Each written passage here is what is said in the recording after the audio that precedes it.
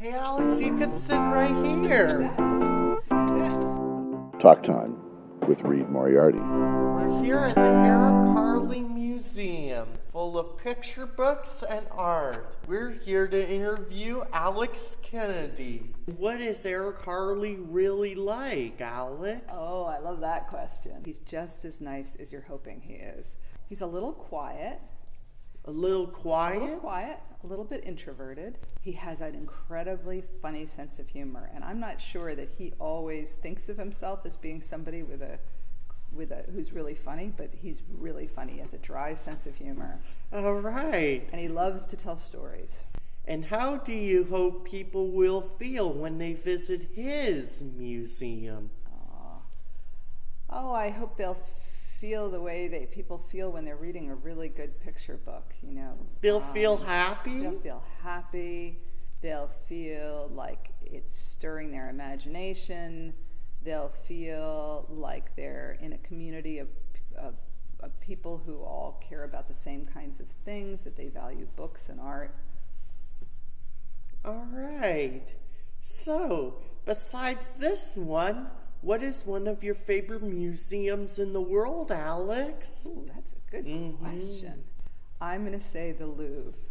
The Louvre? I went there twice as a child, and it was the most shocking and amazing thing to me that a museum could be that big and could have as many things in it that I recognized already as a 9-year-old girl, like the Mona Lisa. And so it was a great privilege for me about 5 years ago to take my sons to see the Louvre. I would like to see the Louvre someday. I might like it. I think you would. You just have to leave lots of time. All right. So, Alix, I understand Carle was inspired by museums in Japan. Yes. Have you visited those? I had the great pleasure last year, right around now, of going to Japan with Eric. So Eric, at 87 years old, got on a plane and flew with me to Japan, along with a wonderful woman who is his creative director named Mitoko Inoue. And luckily, Mitoko speaks Japanese. And we spent about a week in Tokyo and then several days in Kyoto, which has beautiful gardens.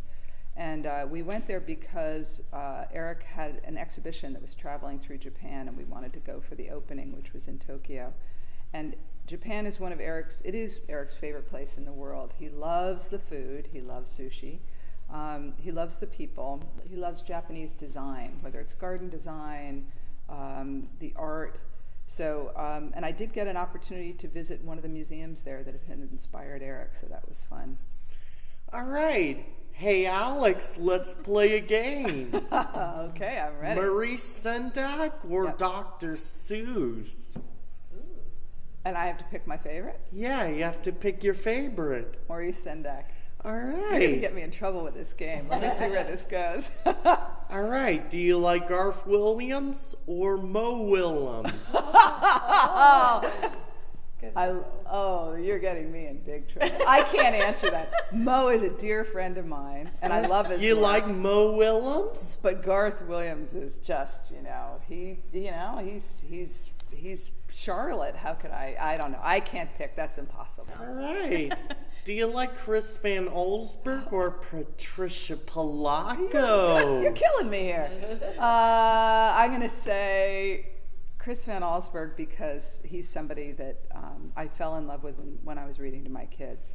And he brought surrealism to picture books, which is something I find really fascinating. All right.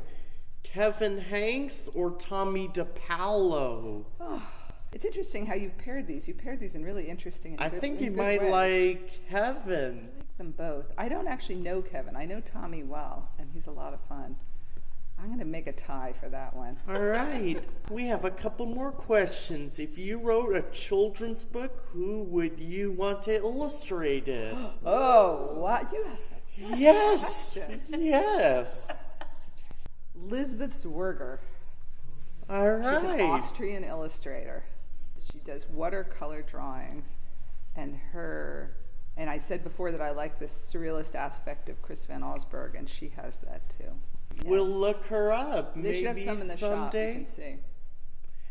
All right. So, Alex, I understand you worked for Disney. What is one thing you learned there? Whew. How to read a profit and loss statement. Of course. Let's see. I was a magazine editor there, but I learned a lot about business when I was there, which I had not known anything about before that. All right. So, Alex, which Disney princess are you most like? Oh my goodness. I need Sandy's help with this one. Do you like Jasmine? Jasmine. Jasmine from Aladdin? I don't think I'm a Jasmine. I bet you might like Mulan. I do like Mulan. I take Mulan. Of course. So, Alex, we have 2 more questions. Okay, you're a great question. What's your high point of being the executive director for 9 years? What's my high point? Boy, that's a nice question.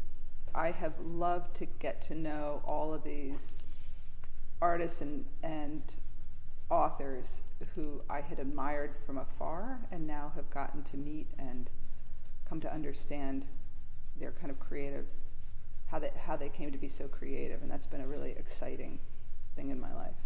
All right.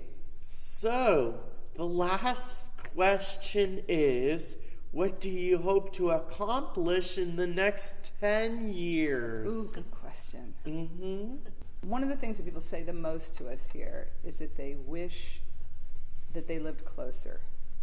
So what I would love to see in 10 years is another Eric Carle museum, someplace like San Diego, someplace on another coast, or someplace near a city. Anything you'd like to ask me? Why did you pick the Eric Carle Museum for your tour? Because I like the gift shop and the Smart paintings. Man. Yeah. Oh, I love that. Talk Time with Reid Moriarty. It was nice talking to you. Lovely talking to you, Reid. Thank you for all the excellent questions.